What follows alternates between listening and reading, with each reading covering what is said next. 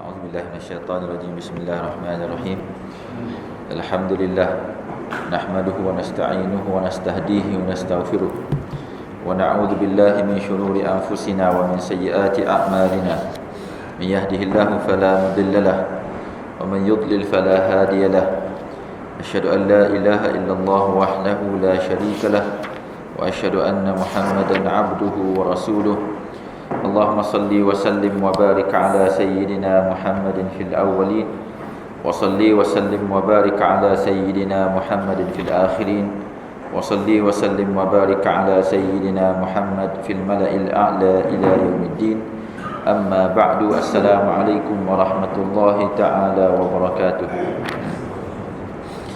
Alhamdulillah, pada pagi yang berbahagia ini marilah kita sama-sama mengucapkan syukur kita kehadrat Allah Subhanahu wa taala kerana limpah kurnianya kita masih lagi diberikan oleh Allah Subhanahu wa taala, diberikan peluang, diberikan kekuatan oleh Allah Subhanahu wa taala untuk sama-sama kita menaikkan tanggungjawab kita sebagai seorang muslim.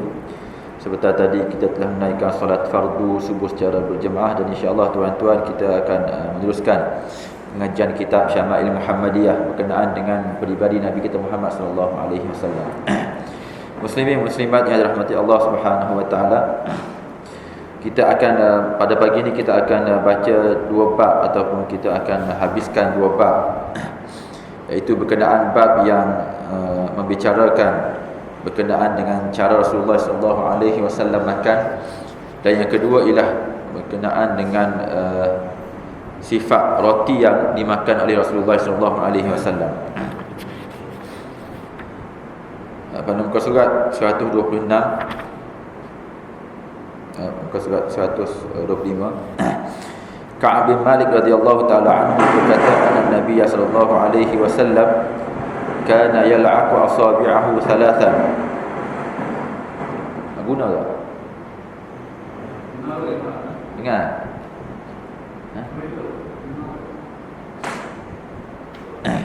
Ka'ab bin Malik radhiyallahu taala anhu berkata, anna Nabiy sallallahu alaihi wasallam kana yal'aqu asabi'ahu thalatha. Rasulullah sallallahu alaihi wasallam menjilat jari-jari baginda 3 kali sesudah makan. Anas bin Malik radhiyallahu taala anhu berkata, kana Nabiy sallallahu alaihi wasallam idza akala ta'ama la'iqa asabi'ahu thalath. Anas bin Malik radhiyallahu taala anhu berkata, apabila selesai makan, Rasulullah sallallahu alaihi wasallam menjilat ketiga-tiga jari baginda. Abu Juhaifah berkata, qala Nabi sallallahu alaihi wasallam, ama ana fala akul muttaqi'a. Abu Juhaifah berkata, Rasulullah sallallahu alaihi wasallam bersabda, aku tidak makan sambil bersandar. Anas bin Malik radhiyallahu taala anhu berkata, kana Rasulullah sallallahu alaihi wasallam ya'kulu bi asabi'ihi thalath wa yal'akuhunna. Ka'ab berkata, Rasulullah sallallahu alaihi wasallam makan dengan 3 jari baginda. Sesudah itu baginda menjilat ketiga-tiganya. Anas bin Malik berkata, utiya Rasulullah sallallahu alaihi wasallam bitamrin faraaituhu ya'kulu wa huwa muq'in minal ju'. Anas berkata, Rasulullah sallallahu alaihi wasallam pernah dihidangkan kurma. Aku melihat baginda makan sambil duduk bersandar kerana lapar. Bab jenis roti yang dimakan oleh Rasulullah sallallahu alaihi wasallam. Aisyah berkata, ma syabi'a alu Muhammadin sallallahu alaihi wasallam min khubz asy-sya'ir yawmayn mutatabi'ain hatta qubida Rasulullah sallallahu alaihi wasallam. Aisyah berkata, keluarga Rasulullah tak pernah memakan roti gandum sehingga kenyang selama 2 hari berturut-turut sehinggalah baginda wafat. Abu Umamah Al-Bahili berkata, ma kana yafdulu an ahli baiti Rasulillah sallallahu alaihi wasallam khubz asy-sya'ir. Abu Umamah berkata, tidak pernah ada lebihan roti, tidak pernah ada lebihan roti gandum di rumah keluarga Rasulullah sallallahu alaihi wasallam. Ibn Abbas radhiyallahu taala anhu berkata, kana Rasulullah sallallahu alaihi wasallam yabitul layaliyal mutatabi'ah tawiya wa huwa wa ahluhu la yajiduna asya'a wa kana aktsaru khubzihim khubzat sya'ir. Ibn Abbas berkata, Rasulullah sallallahu alaihi wasallam dan keluarganya pernah menahan lapar selama beberapa malam yang berturut-turut kerana tidak ada makanan. Jenis roti yang sering mereka makan ialah roti gandum syair. Sahl bin Ba'd pernah ditanya, akala Rasulullah sallallahu alaihi wasallam an-naqiyya ya'ni al-huwara. Faqala Sahlun ma ra'an Rasulullah sallallahu alaihi wasallam an-naqiyya hatta laqiya Allah azza wa jalla. Faqila lahu hal kanat lakum manakhilu ala ahdi Rasulillah sallallahu alaihi wasallam? Qala ma kanat lana manakhil.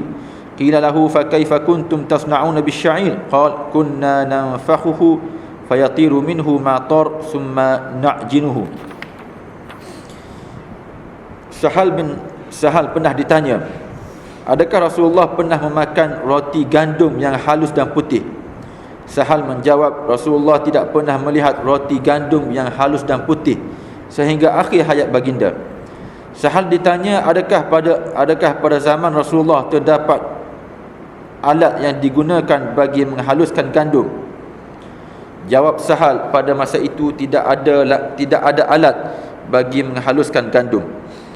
Kemudian Sahal terus ditanya, lalu bagaimanakah kalian membuat roti daripada gandum syair? Sahal menjawab, kami menampi sehingga kotoran-kotoran pada gandum itu hilang, kemudian membuat adunan. Anas bin Malik berkata, ma akala Nabiyullah sallallahu alaihi wasallam ala khiwanin wala fi sukrujah wala khubzin lahu muraqqaq. Qal faqultu liqatadah fa ala ma kanu ya'kulun qal ala hadhihi as-sufar. Anas berkata, Rasulullah tak pernah makan di atas meja makan dan tak pernah menggunakan piring yang kecil. Baginda juga tidak pernah dihidangkan dengan roti daripada gandum halus. Yunus, seorang perawi hadis berkata, aku pernah bertanya kepada Qatadah, di manakah keluarga Rasulullah makan? Qatadah menjawab, di atas hamparan ini. Masruq berkata, dakhaltu ala Aisyata fada'at li bi ta'amin wa qalat ma ashba'u min ta'amin fa asha'u an abkiya illa bakait. Qal qultu lima? Qalat adhkuru al-hala allati faraka 'alayha Rasulullah ad-dunya wallahi ma syabi'a min khubzin wa lahmin marratain fi yawm. Masruq berkata, aku melawat Aisyah, lalu beliau menghidangkan makanan untukku. Aisyah berkata, aku tidak pernah makan sehingga kenyang. Apabila dapat makan sehingga kenyang, aku selalu menangis semahuku. Aku menjawab, bertanya, mengapakah begitu? Aisyah menjawab, aku teringat keadaan Rasulullah semasa baginda masih meninggal dunia. Demi Allah, baginda tak pernah makan roti dan daging sehingga kenyang 2 kali dalam sehari. Aisyah berkata, ma syabi'a Rasulullah sallallahu alaihi wasallam min khubz asy-sya'ir yawmaini mutatabi'ain hatta qubida. Rasulullah sallallahu alaihi wasallam tak pernah memakan roti gandum sehingga kenyang sampai 2 hari berturut-turut sehingga baginda meninggal dunia. Hadis terakhir, Anas bin Malik radhiyallahu taala anhu berkata, ma akala Rasulullah sallallahu alaihi wasallam ala qiwanin wala akala khubzan muraqqiqan hatta mat. Anas berkata, Rasulullah sallallahu alaihi wasallam tidak pernah makan di atas meja makan dan tak pernah makan roti gandum halus sehingga baginda meninggal dunia. Muslimin muslimat yang dirahmati Allah Subhanahu wa taala, 2 bab yang kita akan habiskan pada pagi ini. Bab yang pertama berkenaan dengan Rasulullah sallallahu alaihi wasallam, bagaimana Rasulullah makan. Dan bab ni tuan-tuan saya telah sentuh sedikit pada pertemuan yang lalu, di mana antara inti ataupun hadis yang disebut dalam bab ini ialah perkara yang pertama ialah berkenaan dengan Rasulullah sallallahu alaihi wasallam selepas makan akan menjilat jarinya. Ini dia pernah saya sentuh dan saya sebut bahawa itu merupakan salah satu daripada amalan yang dibuat oleh Rasulullah sallallahu alaihi wasallam dan diamalkan oleh ulama. Mereka mengamalkan apabila makan, maka sisa makanan itu mereka akan habiskan. Dan antara perkara lain yang pernah saya sebut ialah ada ungkapan yang disebut oleh ulama, iaitu siapa-siapa yang menganggap jijik satu perkara yang dia tahu perkara tersebut dibuat oleh Nabi, dan dia dengar bahawa Nabi buat benda tadi, tiba-tiba tuan-tuan dirasa jijik, maka ulama kata perasaan ataupun kelakuan demikian boleh menyebabkan dia terjejas iman dia, kerana perkara tersebut dibuat oleh Nabi SAW. Oleh kerana itulah maka perkara yang perlu kita ingat iaitu kenalah berhati-hati dalam memahami ataupun menafsirkan perbuatan yang dilakukan oleh Nabi SAW. Cuma pada masa yang sama saya juga sebut bahawa perbuatan menjilat jari ataupun menghabiskan makanan di tangan ini tuan-tuan, janganlah dibuat tengah-tengah makan. Janganlah dibuat di tengah makan kita jilat jari. Itu memang ulama kata itu memang perkara yang memang jijik. Kerana yang Nabi buatnya ialah Nabi selesai semua sekali barulah jilat jari. Bukannya sekali makan jilat, sekali makan jilat. Itu benda yang orang tak buat. Benda yang orang tak buat. Kerana tujuan untuk menghabiskan, tujuan untuk jilat jari dan seumpama dengannya ialah untuk menghabiskan sisa makanan yang mana kita boleh habiskan pada akhir nanti. Tak perlulah tengah-tengah jilat jari. Oleh kerana itulah maka ulama kata biarlah akhir nanti, dan kalaulah boleh buat secara, kalaulah kita rasa segan dan seumpamanya, bolehlah buat secara sembunyi dan kita tutup seumpama dengannya. Dan hikmah ataupun sebab kenapakah sisa makanan itu dihabiskan ialah yang pertama sekali seperti mana saya sebut ialah berkenaan dengan berkat makanan. Kerana ada satu riwayat yang menyebut bahawa kita tak tahu fa innaka la tadri fi ayyatihinna al-barakah. Sesungguhnya kamu tak tahu di manakah berkat makanan yang ada dalam pinggan kamu. Oleh kerana itulah maka sisa makanan yang kita habiskan itu merupakan salah satu daripada usaha kita untuk mendapat berkat daripada makanan yang sampai kepada kita. Dan berkat ini tuan-tuan seperti mana saya sebut ada dua makna. Ada dua makna. Berkat ini maksudnya pada asalnya maksud berkat ini ialah bertambah baik, bertambah elok, benda bertambah baik. Maksud berkat ini ialah namaul khair dalam bahasa Arab, kebaikan yang bertambah-tambah. Dan berkat dalam makanan ini mungkinlah kita rasa kenyang lebih lama daripada biasa, dan kemungkinan berkat makanan bermaksud kita rasa rajin ataupun kita rasa semangat untuk buat ibadat dan seumpama dengannya. Kerana ada orang makan ni tuan-tuan, lepas makan dia rasa malas. Kan, lepas makan ni tuan-tuan dia rasa malas nak bangun.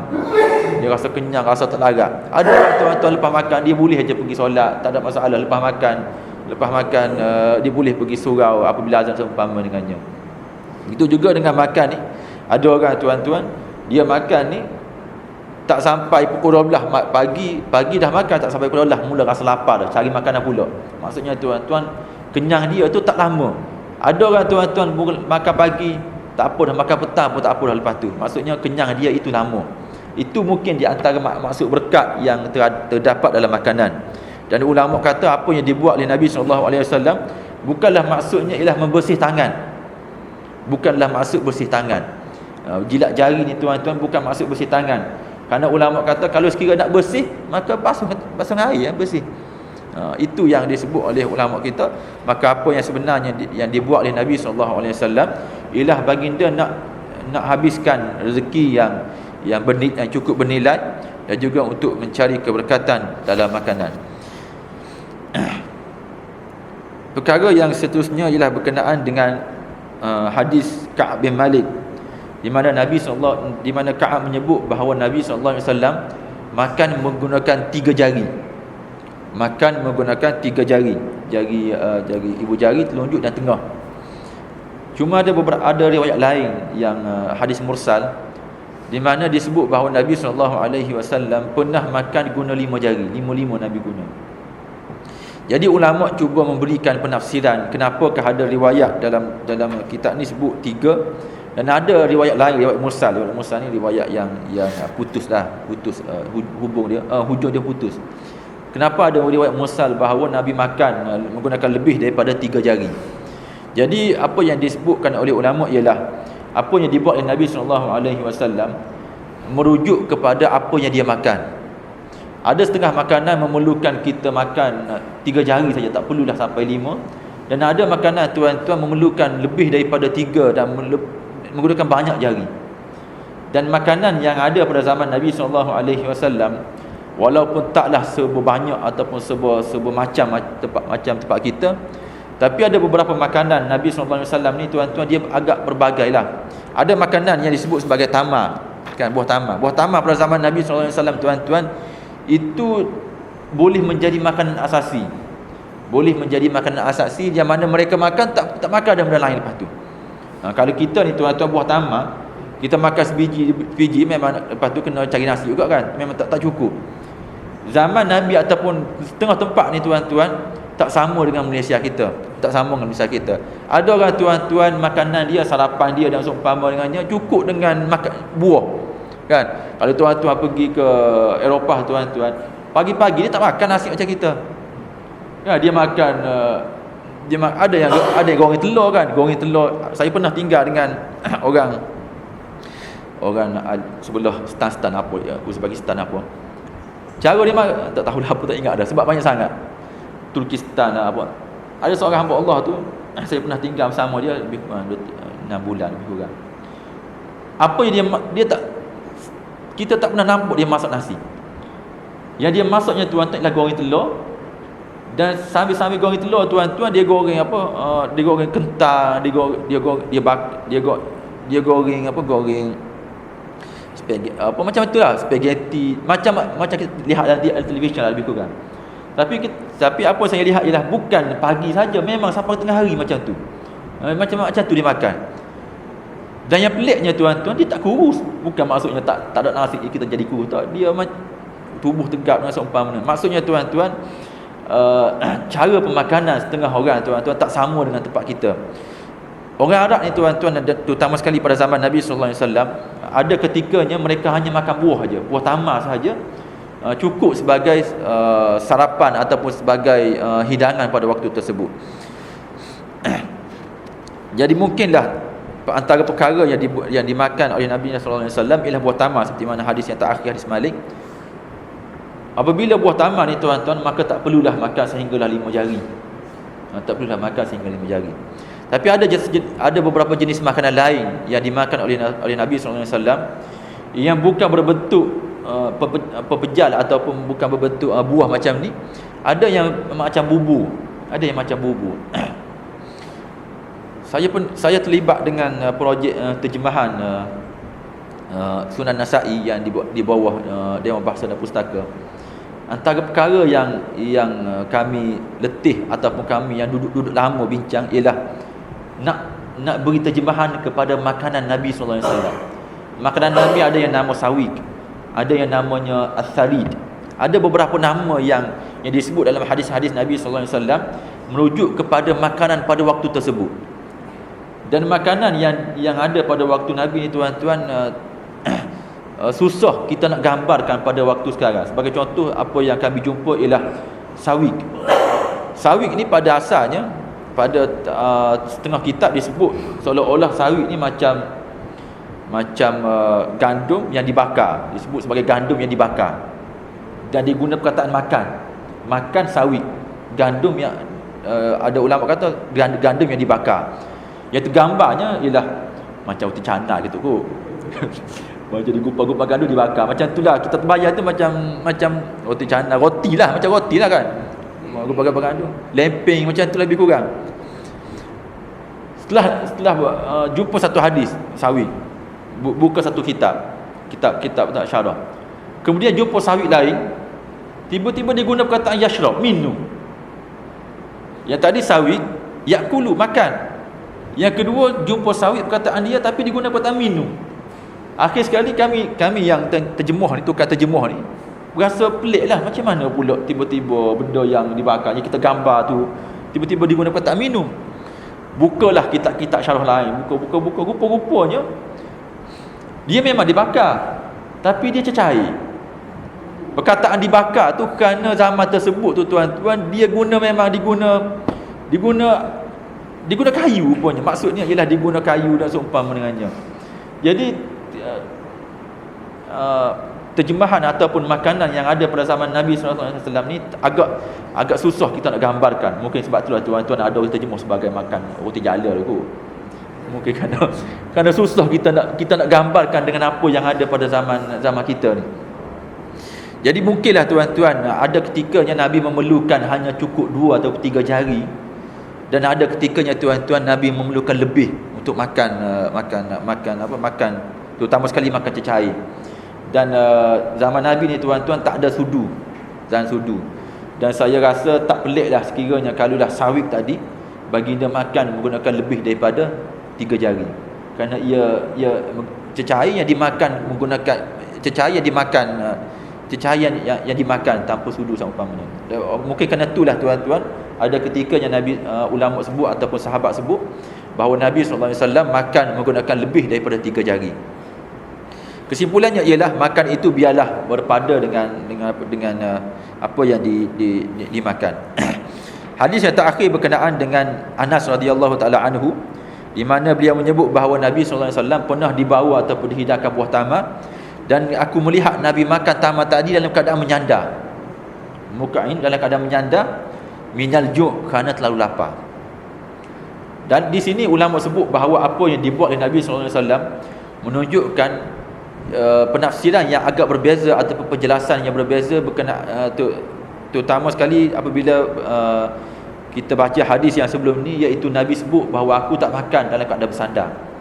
Jadi apa disebut oleh ulama ialah makan tidak bersandar itu merupakan hukum yang asal. Yang asalnya tuan-tuan, janganlah makan bersandar ataupun makan bersandar lah.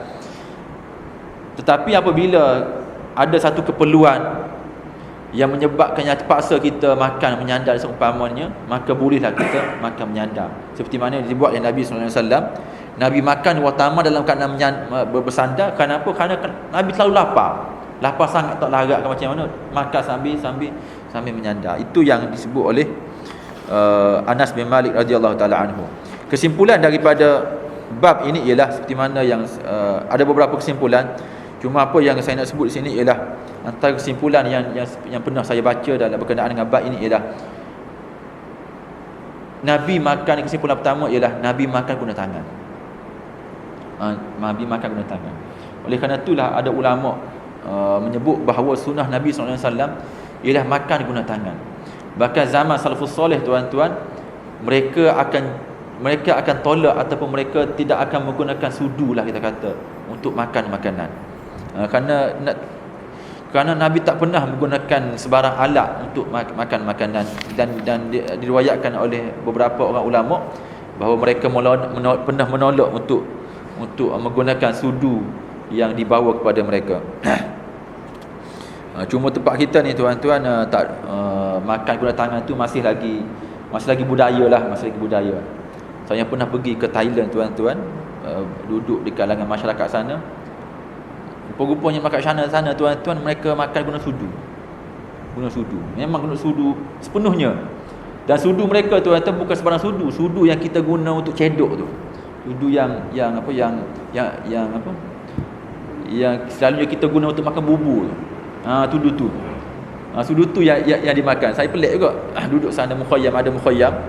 Jadi semua nasi tu dia letak sudu-sudu yang kita guna bubur tu kan, yang sudu besi tu kan. Sudu besi yang belok tu.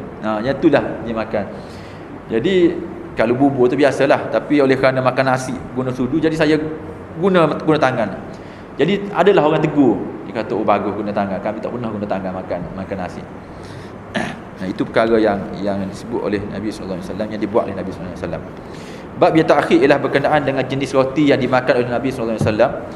Dan kebanyakan bab secara ringkasnya, kebanyakan hadis dalam bab ini menceritakan bahawa roti yang dimakan oleh Nabi SAW ialah roti syair. Roti yang diperbuat daripada gandum syair.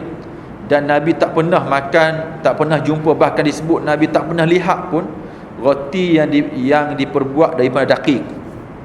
Daqiq dan syair ni tuan-tuan merupakan perbezaan antara gandum. Perbezaan antara gandum. Di Malaysia ni susah nak gambarkan syair tu. Tapi kalau tuan-tuan pergi negara Arab, dia ada roti murah. Ada roti yang harganya 5 sen.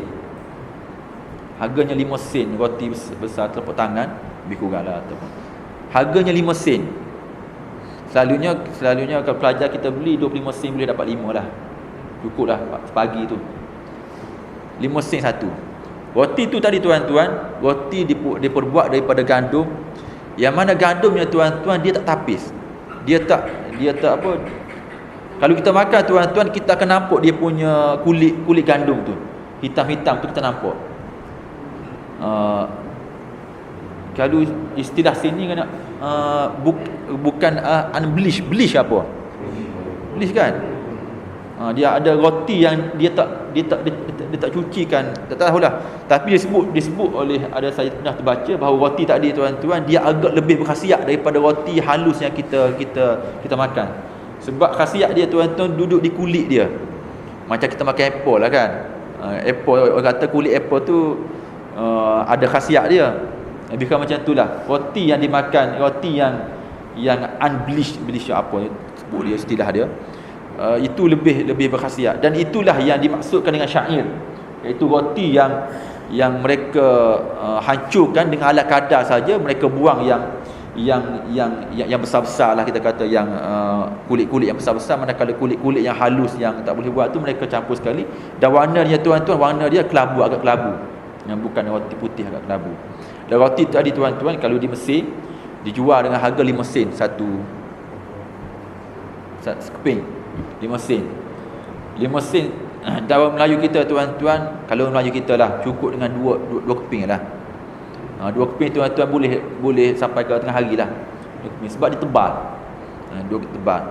Manakala roti yang dakik, roti yang dibuat daripada gandum halus yang ditapis yang umpamanya, roti itu tu harga dia 25 sen. Di sana dia 5 sen tu dia masih lagi dikira. Tempat kita tuan-tuan jangan kurang kan. Sana 15 sen, 25 sen, 20 sen, 5 tu masih lagi dikira dalam urusan jual beli. Jadi roti yang harganya 25 sen, tu roti putih, dan roti tu nipis dan dia agak besar sedikit. Yang tu orang kata roti orang kaya. Roti orang kaya. Sana sebut roti sebagai roti orang kaya. Manakala roti yang roti tebal yang warna kelabu tadi disebut sebagai roti masyarakat, roti orang miskin lah. Dan memang di sana subsidinya ialah pada gandum. Subsidinya ialah pada gandum. Bahkan disebut kalau kerajaan naik harga tak ada masalah. Naiklah apa-apa harga pun tak ada masalah. Jangan naik harga roti je. Harga lain tak ada masalah. Nak naik harga kereta ke, nak naik minyak ke, tak ada masalah. Naiklah apa jua. Jangan naik harga roti je, kami akan buat demonstrasi. Itu yang disebut oleh rakyat di sana. Kerana roti di masyarakat Arab seumpama nasi tempat kita. Roti masyarakat Arab seumpama nasi tempat kita. Dan sebenarnya itu bukanlah perkara pelik lah. Menjadi oleh kerana itulah zakat untuk kita ni tuan-tuan, zakat fitrah kita ialah beras, tapi sana gandum. Kerana itulah merupakan makanan asasi. Dan tempat kita tuan-tuan, kalau orang Kelantan ni tuan-tuan, lebih kurangnya Kelantan ni kalau dia Kelantan ni selalunya maksudnya nasi tu bukan sekadar makanan asasi. Bahkan pagi tu kena nasi dah. Pagi tu tuan-tuan kalau tak kena nasi tak sah, kata ni kena ada nasi kabu, nasi belauk pun. Tapi tempat lain, negeri lain tuan-tuan, pagi tu boleh tahan lagi tak nasi. Bahkan malam kadang-kadang bukan nasi pun. Isteri saya orang Kedah. Jadi pagi dia tu bukan nasi lah kesimpulannya. Pagi dia bukan nasi, malam dia mi macam tu je. Jadi apabila dia balik Kelantan, dia kata pelik lah. Pagi tu masuk macam tengah hari dah masuk. Masuklah lautnya, masuk macam tengah hari dah masuk. Jadi dia tahu dah kalau Cik Abel nak makan pagi, memang kena makan nasi juga hari kali. Kalau nak buat benda lain kena tanya dulu, boleh tak nak masuk mi ke apa seumpama. Baik, itu berkenaan dengan jenis roti yang dimakan oleh Nabi sallallahu alaihi wasallam, iaitu jenis roti syair. Dan disebut dalam hadis 141 disebut bahawa pernah salah seorang daripada sahabat Nabi ditanya oleh orang, pernahkah Nabi ni makan roti yang diperbuat daripada gandum yang putih yang halus? Jadi Sahal ataupun sahabat Nabi ni kata bukan sekadar tak pernah makan, tengok pun tak pernah. kerana itu bukan makanan yang ada pada zaman Nabi SAW, bahkan bukan makanan masyarakat pada waktu tersebut. Kemudian dia tanya lagi, kalulah sekiranya roti ataupun gandum yang halus tadi tak ada, maka macam mana kamu nak tapis gandum syair tadi? Adakah kamu ada penapis? Dia tanya macam itulah kepada Sahal, dan Sahal kata, kami tidak ada penapis, bahkan apa yang kami buat ialah seperti mana kita buatlah, kita tiup, kita lambung dan kita tiup. Kita tiup, apa yang terbang itulah yang keluar, dan apa yang kekal dalam bekas tadi kami akan buat adunan gandum. Maksudnya itu cara yang kita buat biasa kan, yang kita lambung tapis cara biasa. Itulah cara Nabi menapis ataupun cara masyarakat dulu menapis apa yang dibuat oleh berkenaan dengan gandum syair.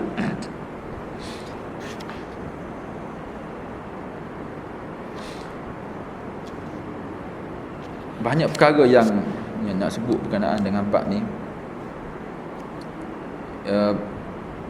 Yang pertama ialah berkenaan dengan kehidupan Nabi SAW. Disebut bahawa keluarga Nabi tak pernah kenyang ataupun tak pernah kenyang makan roti syair selama 2 hari berturut-turut.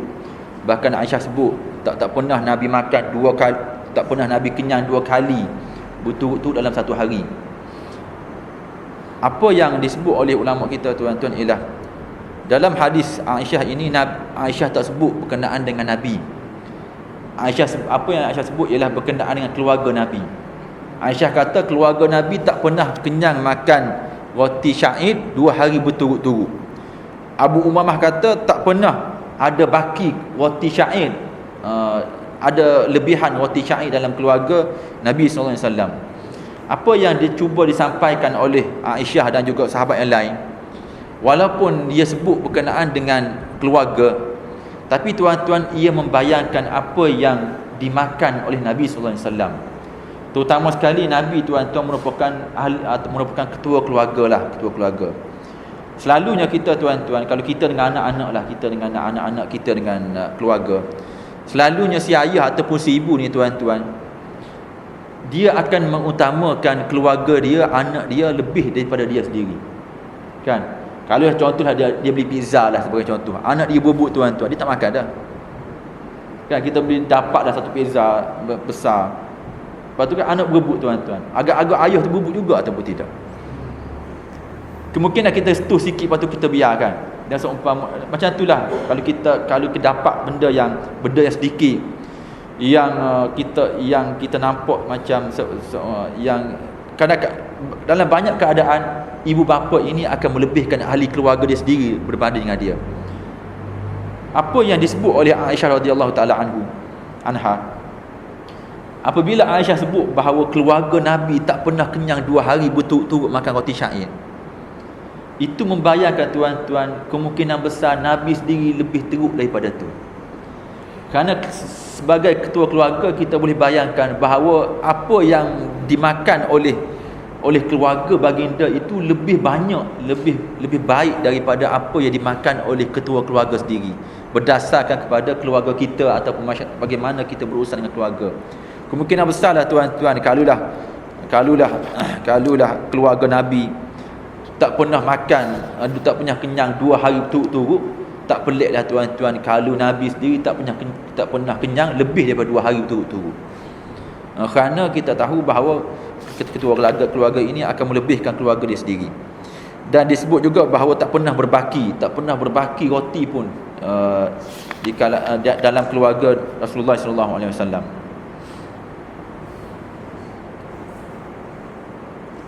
Dan Ibn Abbas menyebut bahawa Rasulullah ini yang saya maksudkan, Aisyah sebut keluarga Nabi tak pernah kenyang 2 hari berturut-turut. Tapi Ibn Abbas sebut Rasulullah SAW, baginda akan tidur, akan bermalam beberapa malam dalam keadaan baginda dan keluarga tak jumpa makan malam, tak jumpa tidak mempunyai makan malam lah kita kata, kerana tidak ada makanan. Itu merupakan kehidupan Nabi SAW, di mana yang sebenarnya tuan-tuan, walaupun kita nampak macam tak miskin ataupun tak cukup duit lah kita kata, tapi sebenarnya tuan-tuan, itu merupakan pilihan Nabi SAW. Bukanlah kerana Nabi tak makan itu kerana Nabi tidak ada sumber pendapatan dan seumpama dengannya. Bahkan kalau kita lihat, Nabi ini mempunyai sumber pendapatan yang agak banyak. Kerana kita sedia maklum bahawa antara sumber pendapatan Nabi ialah hasil rampasan perang. Dalam juzuk yang ke-10 tuan-tuan, Allah sebut wa'lamu annama ghanimtum anna lillahi khumsahu wa lirrasul. Allah sebut bahawa 1/5 daripada rampasan perang itu adalah milik Nabi SAW. Itu memang skema dia macam tu. 1/5 daripada rampasan perang terus menjadi milik Nabi dan Allah. Milik Nabi lah kita kata. Oleh kerana itulah ulama kata, sekiranya Rasulullah nak gunakan sepenuhnya apa yang menjadi hak dia, maka dia akan hidup selesa. Dia akan hidup selesa. Tapi apa yang berlaku ialah Nabi terlalu pemurah kepada orang lain, terlalu banyak memberi kepada orang lain, sehingga kan apa yang ada pada Nabi SAW nampak macam kekurangan dan juga nampak macam kesempitan hidup yang dilalui oleh Nabi dan juga para sahabat dan juga para keluarga baginda SAW.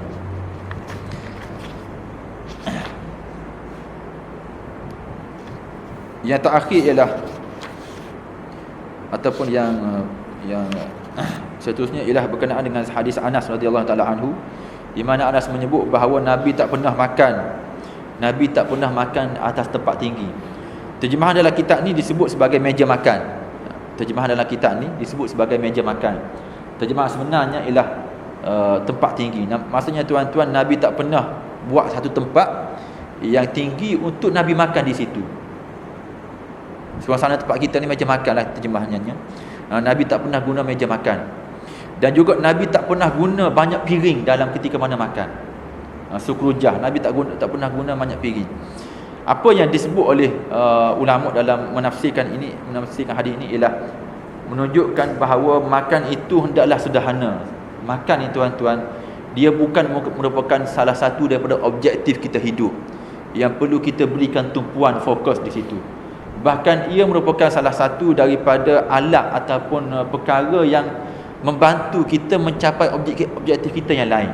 Oleh kerana itulah, makan ini tak seharusnya menjadi satu kemewahan kepada kita, menjadi satu punca kita punya fokus.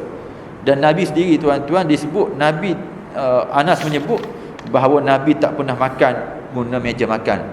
Apa yang dibuat oleh Anas ini atau disebut oleh Anas ini ialah kerana pada zaman sahabat tuan-tuan, budaya orang luar telah mula masuk. Budaya pakai seluar, budaya makan atas meja ataupun makan di atas tempat yang khusus, budaya banyak piring itu mula masuk ke dalam masyarakat Islam pada waktu tersebut. Jadi adalah beberapa orang sahabat yang cuba menjelaskan bahawa cara yang Nabi makan bukan macam ni. Cara Nabi makan bukan macam ni. Bukanlah bermaksud perkara yang dibuat demikian itu tak boleh, tapi ia membawa maksud bahawa kita dalam makanan ini janganlah terlalu memberi penekanan yang khusus sehingga kan kita terlupa bahawa tujuan makan itu bukanlah tujuan utama.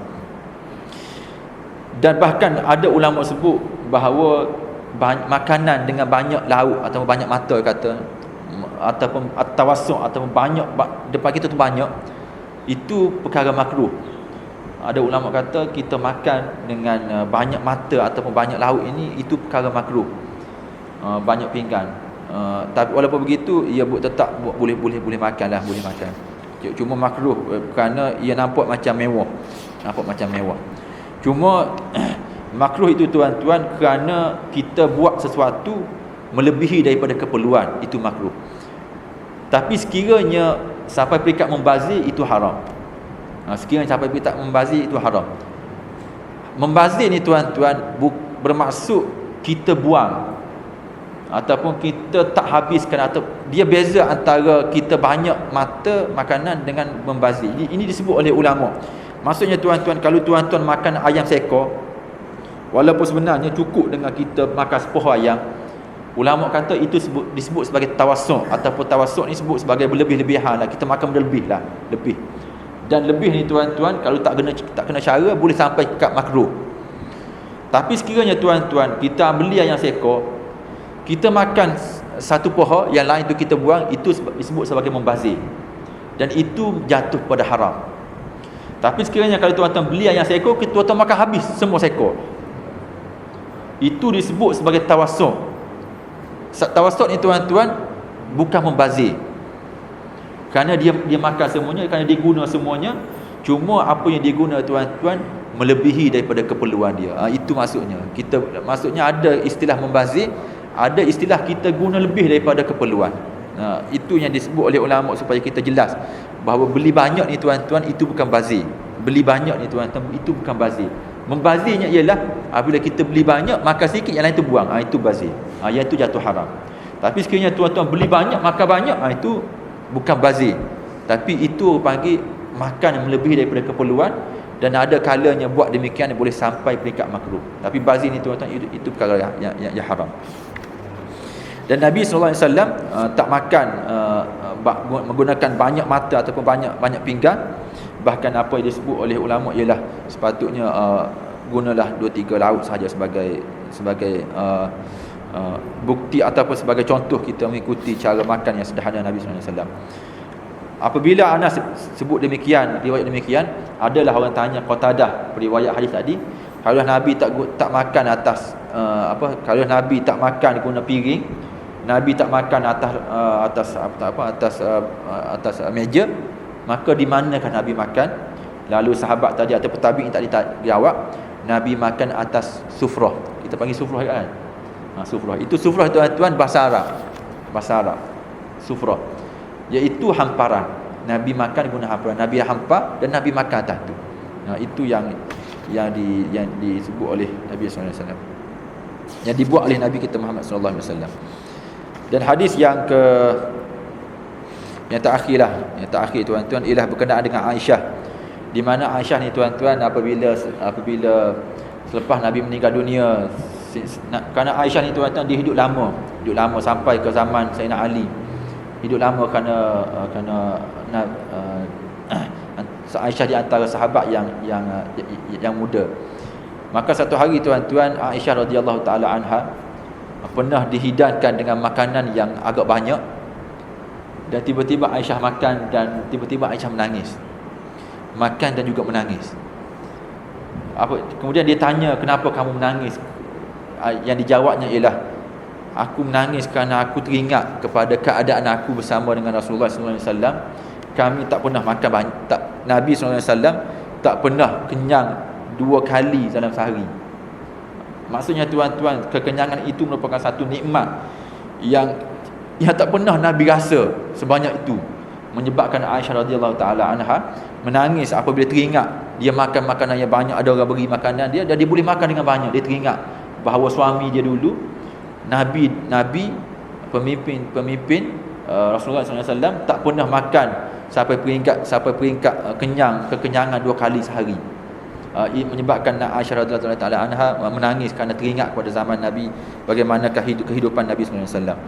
Dan kalau tuan-tuan baca sebelum ni berkenaan dengan Abu Hurairah, pernah terkenang dengan apa yang beliau hidup pada zaman Nabi, di mana beliau pernah gunakan kain yang mahal untuk keluarkan hingus. Dan dia teringat bahawa zaman Nabi dulu aku pernah jatuh kelaparan kerana lapar, tapi lepas daripada zaman Nabi aku boleh guna hingus ataupun guna kain yang mahal untuk bersing di situ ataupun untuk sapu hingus aku.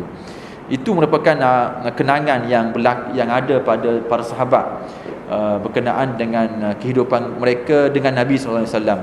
Dan ia membayangkan bahawa kemewahan yang ada pada hari ini tuan-tuan tidak dirasai oleh zaman Nabi kita sallallahu alaihi wasallam, kemewahan yang ada pada hari ini. Dan oleh kerana itulah tuan-tuan, kita kenalah banyak-banyak bersyukur dengan apa yang diberikan oleh Allah Subhanahu wa taala, terutama sekali berkenaan dengan kemewahan yang kita ada, kerana itu merupakan perkara yang tak pernah dikecapi oleh Nabi kita Muhammad sallallahu alaihi wasallam. Dan ia juga membayangkan bagaimanakah susahnya hidup Nabi kita Muhammad sallallahu alaihi wasallam. Saya rasa setakat itulah tuan-tuan apa yang boleh saya kongsikan pada pagi ini berkenaan dengan cara makan dan juga bentuk roti yang dimakan oleh Nabi sallallahu alaihi wasallam. Cuma yang terakhirnya tuan-tuan ialah saya nak sebut berkenaan dengan apa yang berlaku di tempat Arab. Oleh kerana antara perkara yang pelik dah yang berlaku tempat Arab ialah bukan Arab Mesir sahaja, tempat Arab lain, iaitu berkenaan dengan roti ni tuan-tuan. Mereka ada satu peribahasa, tapi akhir sekalinya mereka disebut oleh Nabi juga, iaitu hendaklah antara kemuliaan seseorang dia akan muliakan roti. Dia muliakan seseorang, dia akan muliakan roti. Oleh kerana itulah tuan-tuan, kalau tuan-tuan pergi ke tong sampah, pergi ke tong sampah negara Arab, tuan-tuan akan dapati bahawa roti itu dia bungkus dengan plastik lain berbanding dengan plastik sampah yang lain. Roti-roti yang tak habis, yang baki-baki tuan-tuan, mereka akan letak dalam plastik yang berbeza, dan selalunya mereka tak letak dalam tong sampah. Mereka akan letak di tepi. Kalau tempat saya tuan-tuan, saya pernah duduk bersama dengan masyarakat orang luar. Apa yang berlaku ialah roti yang tak habis tuan-tuan diletak dalam plastik, dan di beranda tu tuan-tuan, di situlah atas tu lah letak beranda. Dia letak roti tadi, tong sampah bawah, roti tadi atas tu. Mereka kata itu sebagai penghormatan kepada rezeki kita yang kita tak sempat nak habiskan. Roti ni tuan-tuan, maksudnya penghormatan kepada dia. Macam kita punya recycle kan, kita asing-asingkan. Dia asingkan roti, kerana dia kata tak patut roti yang menjadi makanan asasi kita, yang menjadi sumber kita hidup, tak patut kita campur dengan sampah syarat yang lain, dan mereka akan letak di kawasan yang berbeza. Dan itu satu hal yang lain ialah di situlah kadang-kadang orang miskin ni tuan-tuan ambil kesempatan. Mereka yang tak ada makanan, mereka akan cari lalu tepi-tepi tong sampah, mereka akan nampak bungkusan sampah roti, lebihan lah, sisa roti yang diletak agak jauh daripada tong sampah, ataupun letak atas tong sampah ke, ataupun letak agak jauh daripada tong sampah, dan mereka akan ambil. Dan antara dibuat ialah mereka akan ambil